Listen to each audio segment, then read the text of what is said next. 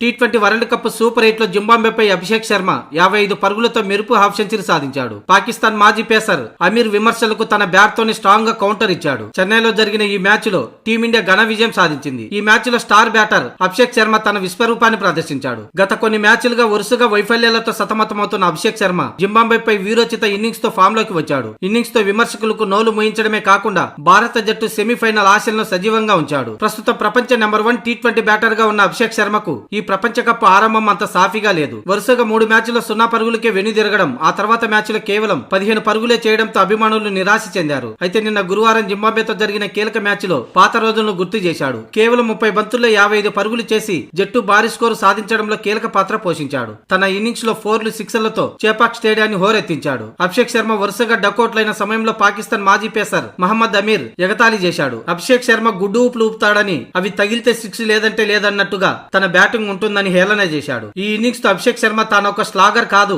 మైదానంలో నిప్పులు చెరిగే ఫైర్ అని నిరూపించాడు. పాకిస్తాన్ మాజీ కెప్టెన్ బాబర్ అజమ్ నెమ్మదిగా ఆడుతూ విమర్శలు ఎదుర్కొంటుంటే అభిషేక్ శర్మ మాత్రం తన కెరీర్ లో అత్యంత నిదానమైన ఇన్నింగ్స్ ఆడిన 26 బంతుల్లోనే హాఫ్ సెంచరీ చేశాడు. ఇక ఈసారి తన ఇన్నింగ్స్ పై స్పందించాడు మహమ్మద్ అమీర్. అందులో సారీ కూడా చెప్పాడు. అభిషేక్ శర్మకు సారీ చెబుతున్నా, తన అద్భుతంగా ఆడాడు, తన వల్లే టీమిండియా భారీ స్కోర్ చేయడంలో కీలక పాత్ర అని అమీర్ అభిషేక్ శర్మను క్షమాపణలు కోరాడు.